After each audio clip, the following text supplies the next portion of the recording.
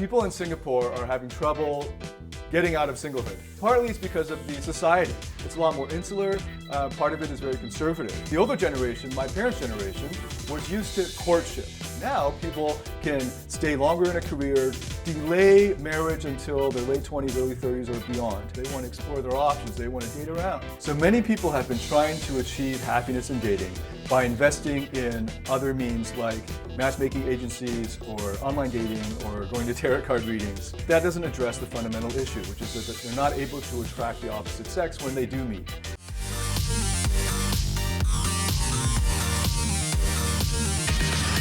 Hi, I'm David Tian. I'm a dating coach and a relationships coach, and I help people find success in life and love.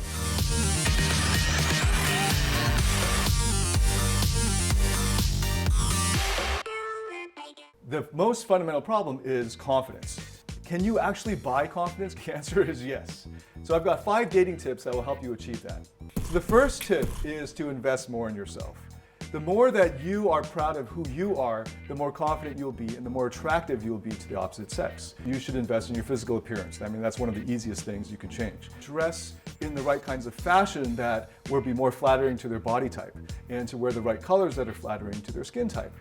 And in both cases, they can get their fitness and diet under control and work on that body shape so it's more appealing. They can also work on acquiring new skills and hobbies and to follow their passions and to develop a life that they're really enjoying and that they're proud of leading.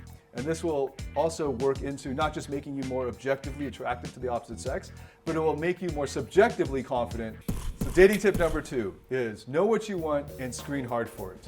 When you meet somebody, the first thing you ought to think isn't, how do I get them to like me, or does this person like me? Instead, what you should be thinking is, do I like them? Sit down and think about what it is you want in your ideal mate. And you want to make these requirements, not just ideals. And then later on down the road, if you really fall in love, you can decide whether you're willing to compromise on certain traits or qualities. And the next tip is to get people to open up. A lot of people think that they need to impress the other person. And when they think that, they just end up talking a lot to get to know them first. So you've got to get them to open up. And the big secret to this is asking big open-ended questions instead of asking leading closed questions. Don't ask any yes or no questions or questions that result in one-word answers. Big questions usually start with the words how or why. A lot of Singaporeans have trouble doing this because they're not used to talking to strangers, they're not used to having small talk or just chatting up somebody at the bus stop. So getting people to open up is something you can actually practice. A really great time is at the water cooler at work or during a coffee break at work, just chatting somebody up there. So tip number 4 is to appreciate the other person at just the right time.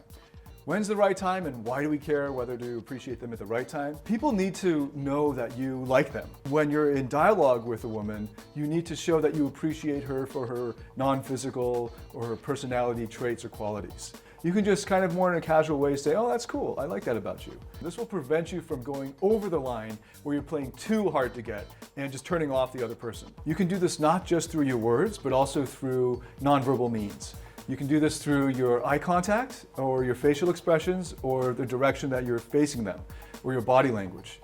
Here are the wrong times. Don't compliment somebody when they haven't earned it yet. So the last tip is to just be social. If you are having trouble in dating, probably it's because you don't have enough options. Your dating pool is too small. There's a really easy way to do it. Just put yourself in more social situations. Often it'll be the man's role to approach. So as a woman, you need to be open to just talking to new guys. And as a man, you have to have the courage to just strike up conversations. Putting yourself in more social situations will guarantee that you have more social options and more dating options. So in conclusion, the top 5 tips are: invest more in yourself. Know what you want and screen hard for it. Get people to open up more.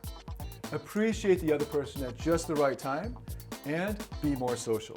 So these 5 tips can all be boiled down into be more confident in yourself and learn more dating skills that will help you present yourself in the best possible light.